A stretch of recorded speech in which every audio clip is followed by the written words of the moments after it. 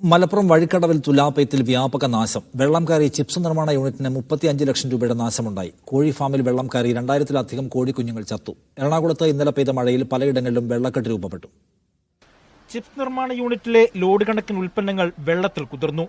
നിർമ്മാണ യൂണിറ്റിലെ machine, stock, വാഹനമെല്ലാം നശിച്ചു.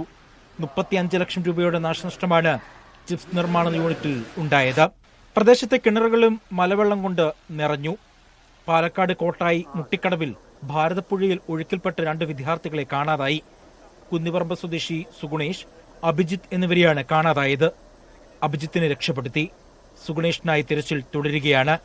തമിഴ്നാട്ടിലെ ആളിയാർ ഡാം തുറന്നതിനെ തുടർന്ന് പാലക്കാട് ചിറ്റൂർ പുഴയുടെ തീരങ്ങളിൽ താമസിക്കുന്നവർ ജാഗ്രത പാലിക്കണമെന്ന് നിർദ്ദേശം നൽകി. ഇന്നലെ പെയ്ത മഴയിൽ എറണാകുളത്ത് പലയിടങ്ങളിലും വെള്ളം കയറി. വെള്ളക്കെട്ടിൽ പരിശോധിച്ച് ഇടപെടൽ നടത്തുമെന്ന് കൊച്ചി മേയർ പറഞ്ഞു. മീഡിയ 1, മലപ്പുറം.